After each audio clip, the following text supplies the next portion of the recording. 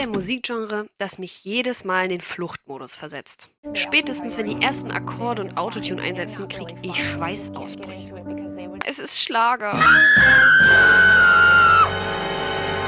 Aber warum hassen so viele und gleichzeitig lieben Millionen Deutsche dieses Genre? Genau darum geht's heute. Und wenn ihr wissen wollt, warum ausgerechnet ich Schlager für mein persönliches Kryptonit halte, bleibt unbedingt dran. Bevor wir ins Detail gehen, ich will ehrlich mit euch sein. Ich bin voreingenommen. Schlager ist für mich wie Rosinen. Es gibt Leute, die schwören drauf, aber sobald ich einen Ton davon höre, rollen sich mir die Zähne. Und trotzdem, man kommt in Deutschland einfach nicht drumherum. Schlager ist überall. Radio, in den Charts, auf jeder Hochzeit, in jeder Dorfkneipe. Und spätestens an Karneval oder auf dem Oktoberfest erwischt es euch auch. Also, wenn ich Schlager schon hasse, dann will ich zumindest verstehen, warum er so erfolgreich ist. Fangen wir mal bei der Definition an. Der Begriff Schlager stammt aus dem 19. Jahrhundert und bezeichnete ursprünglich einfach nur einen eingängigen Hit. Mit der Industrialisierung, dem Grammophon und der beginnenden Massenunterhaltung wurde daraus ein eigenes Genre. Deutschsprachige Lieder mit einfachen Melodien, klaren Refrains und vor allem, jeder kann sofort mitsingen. Übrigens, Schlager ist mittelbar für solche Meisterwerke wie Bibis Wap Wap verantwortlich. Wie ich darauf komme? Nun bereits in den 60er und 70er Jahren kam der Trend auf, dass Persönlichkeiten des öffentlichen Lebens, welche vorher absolut nichts mit Musik am Hut hatten, sich plötzlich als Schlagersänger versuchen. Siehe zum Beispiel Franz Beckenbauer. Gute Freunde kann niemand trennen. Gute Freunde sind nie allein. Und auch ganz aktuell gibt es eine Tendenz von Internetstars wie Knossi oder Mark Eggers, auf dem Ballermann mit Partyschlager aktiv zu werden.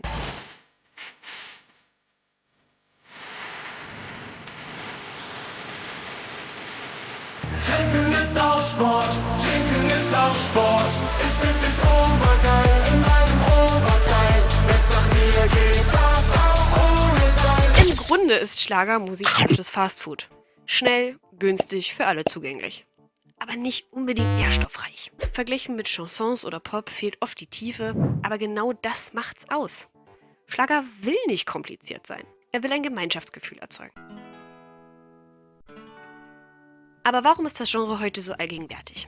Ganz einfach. Die Schlagerindustrie ist eine gut geölte Maschine. In den 50er Jahren kamen die ersten Superstars. In den 70ern dominierten Shows wie die ZDF-Hitparade das Fernsehen. Nach einer kurzen Delle in den 80ern, Stichwort Neue Deutsche Welle, kam dann der Pop-Schlagerboom ab 2000. Andrea Berg, Helene Fischer, Fantasy, Beatrice Egli. Heute ist Schlager ein Milliardengeschäft. 11% des deutschen Musikmarkts, das sind über 260 Millionen Euro Umsatz pro Jahr, entfallen auf Schlager. Im Jahr 2014 gaben 55% der deutschsprachigen Bevölkerung an, dass sie Schlager mögen. Besonders beliebt war er damals und ist er heute noch bei den über 50-Jährigen. Beobachtet man das im Zeitvergleich, so verlagert sich die Vorliebe deutlich in die höheren Altersgruppen. Dies deutet an, dass die Alterssegmente ihre Lieblingsmusik langfristig behalten. Auch bei Hard Rock und Heavy Metal lässt sich diese Entwicklung derzeit beobachten. Wahrscheinlich haben wir dann irgendwann an 30 bis 40 Jahren den Rap-Stadel mit Shirin David im TV. Man kann also annehmen, dass Schlager unter anderem auch deshalb so beliebt ist und bleibt, weil es hier einen Zusammenhang zum Alter gibt und damit auch zur Demografie unseres Landes.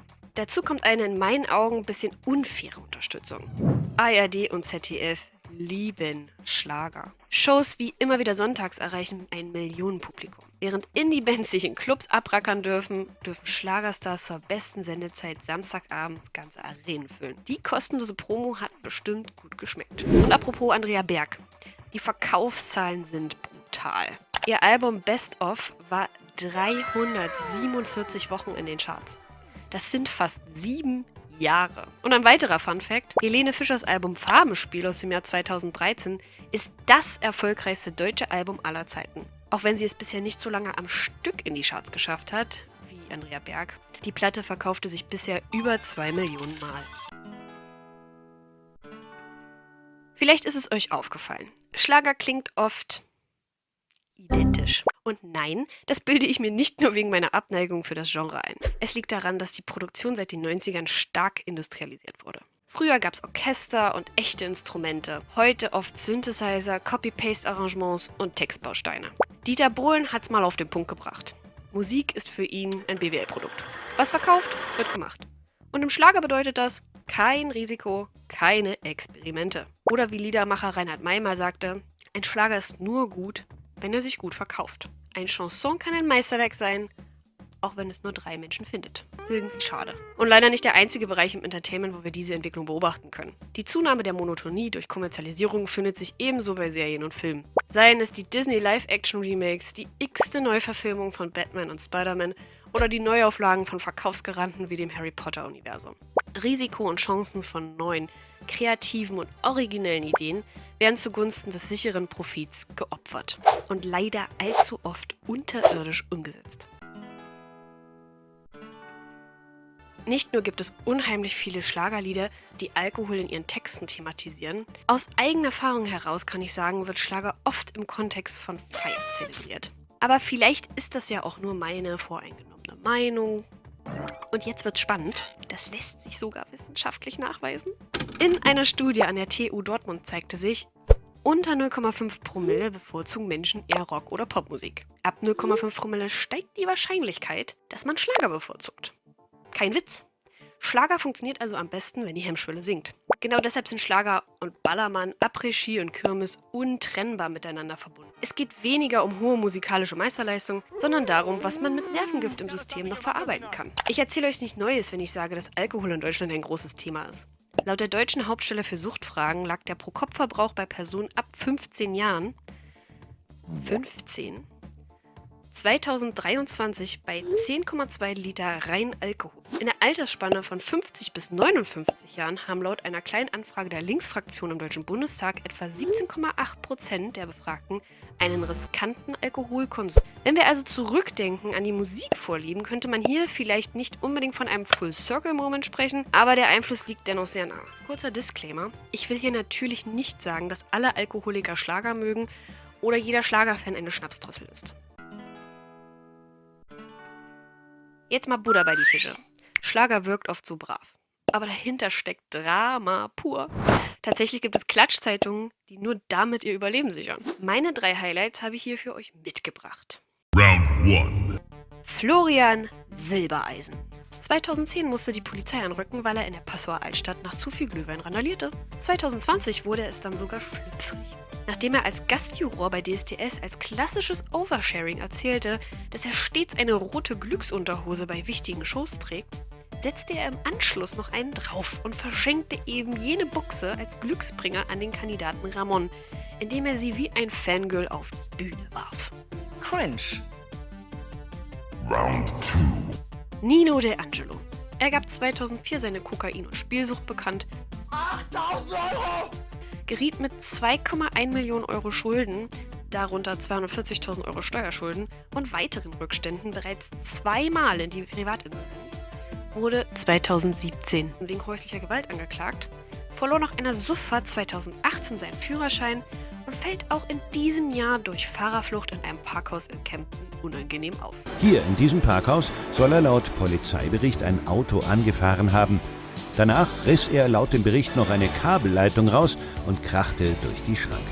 Angeblich soll er sich dann in der Innenstadt von Kempten eine Verfolgungsfahrt mit der Polizei geliefert haben. Final round.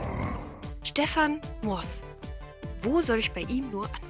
Nachdem immer mal wieder behauptet wurde, sein Trompetenspiel wäre bei seinen Auftritten nicht echt, kam es 2002 vor dem Frankfurter Landgericht zu einem Prozess, der als Trompeterkrieg in die Geschichte einging. Der Studiotrompeter Alexandre Malompré behauptete, vor allem sich selbst in 6 Stücken seiner damaligen aktuellen CD zu hören. Moss verweigerte vor Gericht, die Lieder selbst vorzuspielen, musste es dann aber später für ein Gutachten doch tun. Mit einem Ergebnis, was einer schallenden Ohrfeige gleichkommt. In seinem Gerichtsgutachten bezeichnete Sommerhalder Stefan Moss anschließend als stümperhaften Trompeter, er sei nicht fähig, eine hochwertige CD zu produzieren. Nach sage und schreibe 9 Jahren einigten sich beide Parteien dann im Juni 2006 außerhalb des Gerichts. 2016 dann der nächste Fauxpas. Beim Verkauf seines Hauses in Unterwössen wurde er wegen wissentlicher Täuschung zum Schadensersatz an das Käuferpaar verurteilt. 2022 ging es ebenso wild weiter.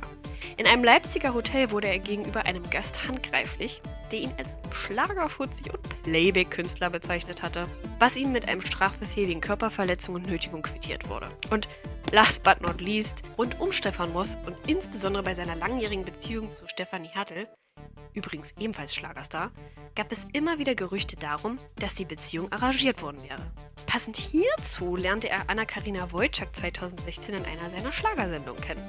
Machte ihr 2019 beim Adventsfest der 100.000 Lichter einen Antrag und heiratete sie 2020 live im Fernsehen mit seinem Buddy Florian Silbereisen als Trauzeugen.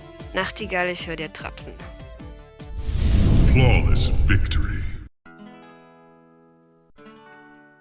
Also, warum dieser Hass? Ich glaube, Schlager ist ein Spiegel unserer Gesellschaft. Viele junge Menschen lehnen ihn ab, weil er für Spießigkeit, Simplizität und deutsches Bierzelt steht. Es ist eine Distinktionsgeste. Performativ, wenn man so will. Wir sind anders, wir hören coolere Musik. Grüße gehen raus an Hamel. Gleichzeitig erfüllt Schlager aber eine wichtige Funktion. Er schafft Gemeinschaft. Jeder kennt die Texte, jeder kann mitsingen. Und seien wir ehrlich, bei 5 Bier grollt auch der größte Indie-Fan Anita von Costa Cordalis mit. Ich bleib dabei. Für mich ist Schlager ein Trigger. Aber ich kann verstehen, warum er für Millionen von Menschen dazugehört. Am Ende geht's wie immer um Geschmack. Schlager ist simpel, laut, oft billig produziert, aber er funktioniert. Und solange ihr in meiner Nähe Kopfhörer benutzt, dürft ihr auch Helene Fischer in Dauerschleife hören. Jetzt seid ihr dran. Welches Musikgenre ist euer Kryptonit? Schreibt's mir unten in die Kommentare. Und wenn euch das Video gefallen hat, Daumen hoch, Abo dalassen und bis zum nächsten Mal. Bis dann, People!